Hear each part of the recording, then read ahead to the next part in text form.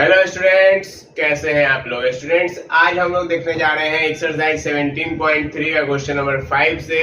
इससे पहले हम लोगों ने क्वेश्चन नंबर 4 तक देख रखा है, तो जिन स्टूडेंट्स ने नहीं देखा है वह डिस्क्रिप्शन चेक करें, उन्हें वहां पर लिंक मिल जाएगी। तो चलिए शुरू करते हैं आज के लेक्चर को बिना किसी देरी के।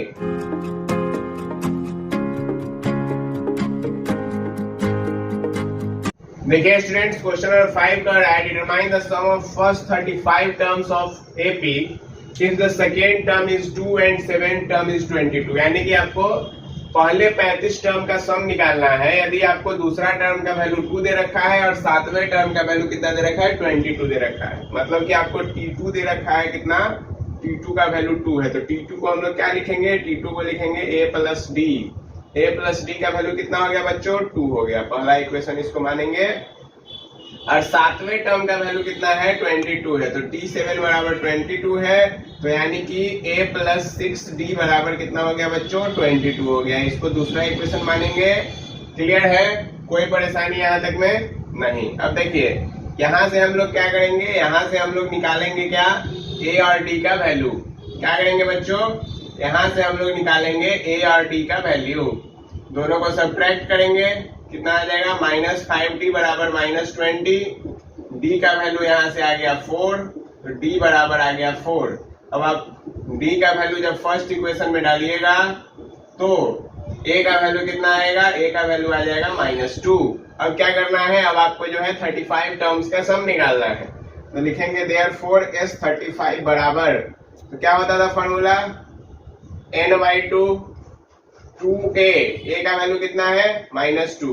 तो 2 इंटू -2 प्लस n-1 यानी कि 35 -1, तो कितना हो गया 34। और इंटू d का वैल्यू कितना है बच्चों, 4 है। कितना आ गया 35/2।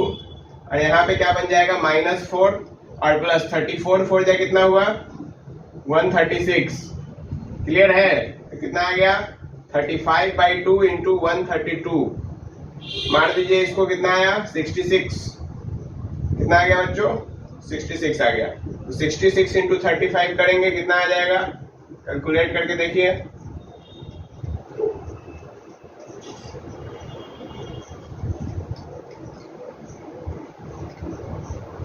टू 310 यानी कि 2310 आया इसका आंसर। क्लियर है स्टूडेंट्स, कोई परेशानी नहीं है, यहाँ तक क्लियर है। चलिए मल्टीप्लीकेशन आप चेक कर लीजिएगा एक बार, ठीक है। अब हम लोग चलते हैं क्वेश्चन नंबर 6 की ओर।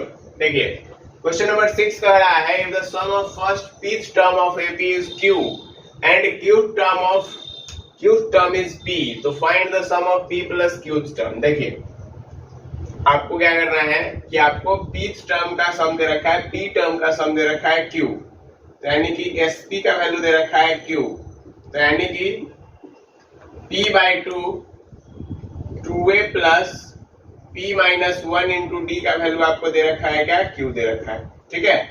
और SQ का वैल्यू आपको दे रखा है P, यानी कि Q/2 2a plus Q-1 into D का वैल्यू आपको क्या दे रखा है, ये वैल्यू दे रखा है P। और आपसे पूछ क्या रहा है, sum of P plus Qth term. तो SP प्लस Q क्या हो जाएगा, P plus Q/2 2a plus P plus Q-1 into D. क्या आपको ये निकालना है, ठीक है। अब कैसे निकालेंगे, तो हमको क्या चाहिए, तो हमको चाहिए यदि हमको पता चल जाए कि यहाँ पर A क्या है और D क्या है, तो बात हमारा बन जाएगा। बात क्लियर है कि नहीं है। यदि हमको A पता चल जाए और D पता चल जाए तो हमारा बात बनेगा। तो अब A और D को कैसे पता करेंगे, देखिए A और D को कैसे पता करेंगे, तो देखिए यहाँ पर यदि हम देखें क्रॉस मल्टीप्लाई करवा लेते हैं। तो देखिए यहाँ से इससे फर्स्ट इक्वेशन निकालेंगे। तो फर्स्ट इक्वेशन क्या निकलेगा, 2a plus P-1 into D बराबर 2Q/P हो जाएगा। ये पहला इक्वेशन, ठीक है। कैसे बना है, तो क्रॉस मल्टीप्लाई, इसको उधर भेज दिए, ये डिवाइड में चला गया।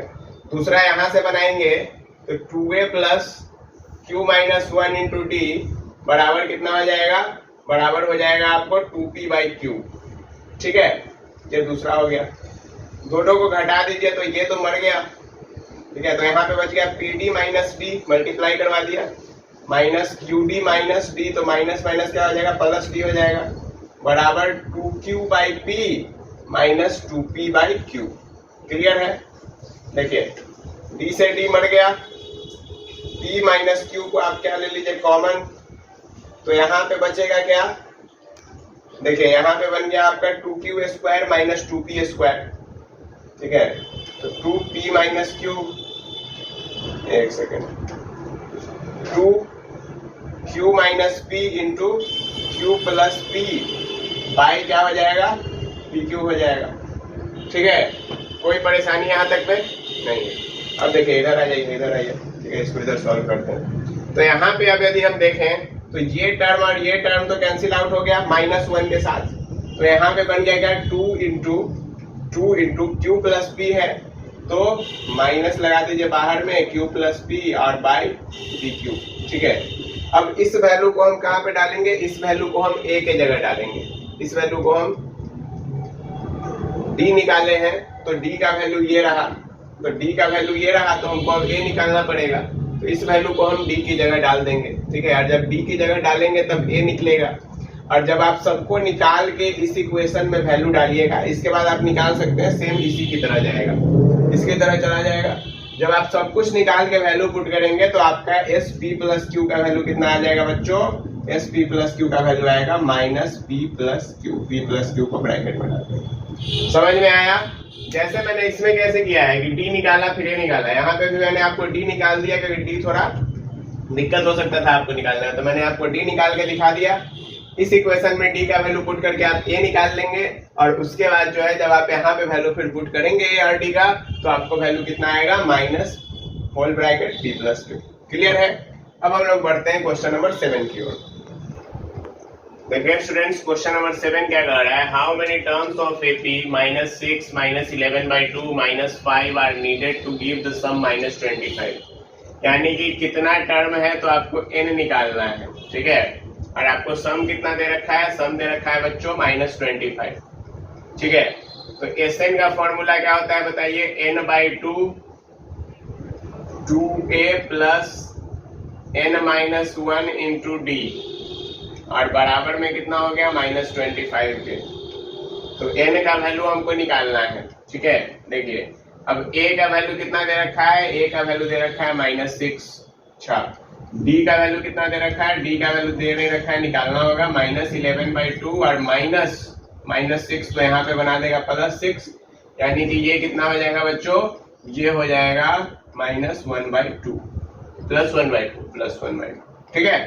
तो n निकालना है, a और d हमको पता चल गया, तो n/2 इंटू a का वैल्यू कितना है -6 प्लस n-1 इंटू d का वैल्यू कितना है 1/2 इक्वल्स टू -25। 2 को उधर भेजिए, तो n इंटू -12 प्लस n/2 -1/2 बराबर -50। तो यहाँ से कितना आ गया, n इंटू, ठीक है, यहाँ पर बन गया n/2 और -25/2 बराबर कितना हो गया -50 के, यानी कि यहाँ से बना n²/2 -25 n/2 बराबर कितना हो गया -50। इसको यदि आप और फर्दर सॉल्व करें तो आपका आ जाएगा n² -25 n -100, जो कि उधर रहेगा तो -100, इधर आ जाएगा तो प्लस में बन जाएगा बराबर 0। अब आप इसको सॉल्व करेंगे तो एक आ जाएगा वैल्यू n-5 और एक आ जाएगा वैल्यू n-20, मिडिल टर्म में स्प्लिटिंग है। तो यहाँ से आप क्या करिएगा कि n-5 को करिएगा 0 के बराबर और एक बार करिएगा n-20 को 0 के बराबर।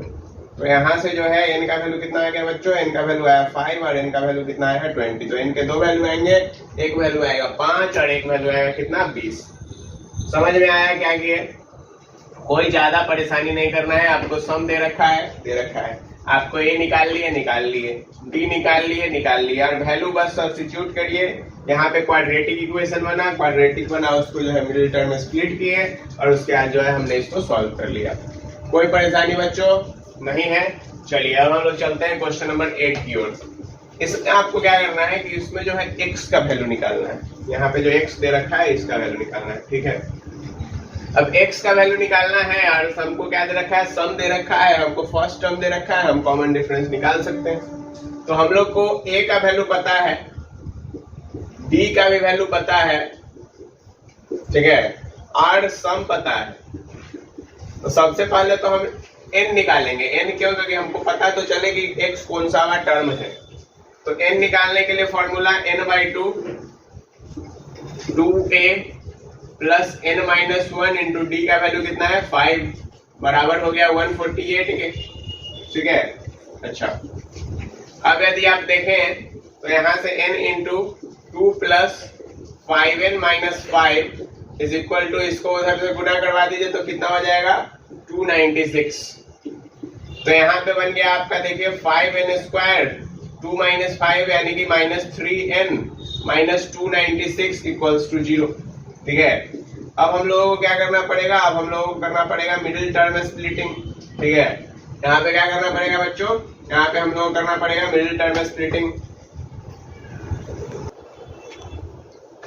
देखिए स्टूडेंट्स, इसको जब हम लोग मिडिल टर्म स्प्लिट करेंगे तो इधर बनाएंगे हम लोग 5n² minus 40n plus 37n minus 296 equals to 0। अब यहाँ से 5 कॉमन ले लिए, 5n को कॉमन ले लिए तो बना n-8 प्लस 37 को कॉमन ले लिए तो भी बना n-8 बराबर 0। तो देखिए यहाँ से बन गया आपका 5n plus 37 into n-8 equals to 0। अब देखिए यदि आप इसको 0 के बराबर करते हैं तो n का वैल्यू जो है क्या हो जाएगा, n का वैल्यू आ जाएगा माइनस में, ठीक है, जो कि पॉसिबल है ही नहीं। तो इसके वैल्यू को जब आप 0 के बराबर करेंगे तो यहाँ से n का वैल्यू क्या आएगा, n का वैल्यू आएगा 8, यानी कि x जो है वह 8वां टर्म होगा। अब 8वां टर्म होगा तो आप क्या करेंगे, आप t8 निकालेंगे। तो a plus n-1 into D कर देंगे। a का वैल्यू आपको पता है 1 है, n का वैल्यू आपको पता है 8 है, 8 में से 1 जाएगा 7 और इंटू 5 यानी कितना हो गया 36 हो गया। तो ये x का वैल्यू कितना आ जाएगा बच्चों, 36 आ जाएगा। सेम 8 का सेकेंड नंबर क्वेश्चन भी है जो कि आप लोग खुद ट्राई करेंगे। अब हम लोग चलते हैं क्वेश्चन नंबर 9 की ओर। देखिए स्टूडेंट्स, क्वेश्चन नंबर 9 का रहा है find the sum of all integer from 1 to 100 which are multiple of 2 और 5। यानी कि आपको क्या करना है कि सम निकालना है वह सारे इंटीजर का जो कि 1 से 100 के बीच में है और जो कि 2 और 5 दोनों ही के मल्टीपल है। तो देखिए यदि कोई नंबर 2 का भी मल्टीपल है और 5 का ही मल्टीपल है तो इसका मतलब ये हुआ कि वह नंबर जो है वह डायरेक्ट 10 का मल्टीपल होगा। क्यों? क्योंकि यदि आप 5 का मल्टीपल देखें तो 5, 10, 15, 20, 25, 30 इस प्रकार से कुछ होगा। 2 का मल्टीपल देखें तो 2, 4, 6, 8, 10, 12, 14, 16, 18, 20 इस प्रकार से कुछ होगा। यानी कि यदि आप कॉमन मल्टीपल देखें तो 10, 20, 30 इसी प्रकार से आ रहा है, ठीक है। तो यहाँ पे हम लोग लिखेंगे एपी हमारा क्या होगा, एपी होगा आपका 10, फिर 20, फिर 30, फिर 40, फिर 50 और ऐसे करते करते तक आखिरी हो जाएगा 100। परेशानी नहीं। चलिए अब देखिए, आपको ए का वैल्यू यहाँ पर पता है 10 है, ठीक है, डी का वैल्यू आपको पता है 10 है और अब आपको क्या करना है कि आपको tn का वैल्यू आपको पता है कि 100 है। अब tn से हमको क्या करना है, हमको n नहीं पता है बच्चों, तो पहले तो हमको n निकालना पड़ेगा और हमको sn निकालना है, ठीक है। तो अब हम लोग क्या करेंगे, tn दे रखा है तो पहले तो n निकालिए। तो a plus n-1 into D बराबर 100 मारेंगे। a का वैल्यू 10 है, n-1 डी का वैल्यू भी कितना है 10 है, तो बराबर हो जाएगा 100 के, यानी कि n-1 इंटू 10 बराबर हो गया 90 के। तो n-1 बराबर हुआ 9, तो n बराबर कितना हो गया 10 हो गया। तो n का वैल्यू तो हमको पता चल गया कि 10 हो गया यहाँ से। अच्छा, इस कंडीशन में तो आप ऐसे भी देख के कह सकते थे, लेकिन आप हर एक कंडीशन में नहीं कह पाइएगा, इसलिए हमने आपको ये तरीका बता दिया है कि आप निकालेंगे कैसे। बात बुझ गए ना? चलिए अब बुझ गए हैं तो जल जाइए फटाफट और एसएन निकालिए। तो एसएन निकालने के लिए हमको क्या निकालना है, S10 निकालना है। तो n का वैल्यू क्या डालेंगे, n का वैल्यू डालेंगे 10। तो क्या होगा फॉर्मूला 10/2 2a, a का वैल्यू कितना है 10 है, प्लस n-1 यानी कि 9 इंटू डी का वैल्यू 10 है। बहुत बढ़िया। तो ये हो गया 5 और 5 इंटू 20 प्लस 90 यानी कि 5 इंटू 110 बराबर कितना हो गया 550। क्लियर है, कोई परेशानी नहीं। चलिए अब हम लोग चलते हैं क्वेश्चन नंबर 10 की ओर। तो देखिए क्वेश्चन नंबर 10 का है find the sum of all integer between 200 and 400 divisible by 7। यानी कि आपको सारे इंटीजर का सम निकालना है 200 से 400 के बीच में जो कि 7 से डिविजिबल है। तो सबसे पहले तो आप एपी बनाएंगे। तो 200 से 400 के बीच में ऐसा अंक जो 4 से डिविजिबल हो 7 से डिविजिबल हो तो पहला अंक आता है 203। ठीक है, जब आप इसको 7 से डिवाइड कीजिएगा तो 7 2 या 14 और 7 9 या 66। ठीक है, तो 29 टाइम्स में कटेगा। उसके बाद आ जाएगा 210, उसके बाद आ जाएगा 217 और से लेके 400 से पहले वाला कोई अंक जो भी आपको किससे डिविजिबल होना चाहिए, तो आपको डिविजिबल होना चाहिए इससे 7 से, तो वो होगा 399। ठीक है, अब डिवाइड करके देख सकते हैं। देखिए 7 को 399 से डिवाइड किए, 7 डिवाइडेड बाई 399, 7 5 जा 35, कैरी 4 49, 7 9 जा 7 जा 49, कैरी खत्म। बुझ गए बात? तो ये आपका नंबर लास्ट 399 हुआ। ए का वैल्यू आपको पता है 203, डी का वैल्यू आपको पता है 210 माइनस 203 दैट इज 7। अच्छा, और आपको टीएन का वैल्यू पता है 399 है। आपको एसएन निकालना है, यानी कि सेम इसी सवाल की तरह चलेंगे। तो टीएन निकालने के लिए क्या फॉर्मूला लगाएंगे, तो A plus N minus 1 into D लगाएंगे। ठीक है, और ये बराबर होगा 399 के।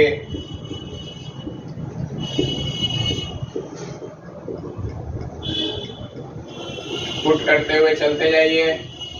तो यहाँ से आ गया n माइनस 1 इंटू 7 बराबर कितना, घटा दीजिए 399 minus 203 that is n minus 1 into 7 equals to 9 minus 3 6, 9 का 9 196। 7 से काट दीजिए, तो 7 से कितना टाइम्स में कट जाएगा ये 7 2 या 14 और 7 8 या 56, यानी कि n का वैल्यू कितना आ गया बच्चों, n का वैल्यू आ गया 29। 28 इधर है, माइनस 1 उधर जाएगा तो 29 हो गया। अब आपको क्या करना है, अब आपको एसएन का वैल्यू निकालना है, यानी कि आपको S29 निकालना है। तो वो क्या होगा 29 बाई 2 2a, तो 2a यानी कि 2 इंटू 203 प्लस 28 और इंटू डी का वैल्यू कितना है 7। तो ये आ गया आपका 29 बाई 2 और इधर आ गया 406 प्लस 7 8 या 56, कैरी हो गया 5 और ये 196 हो जाएगा।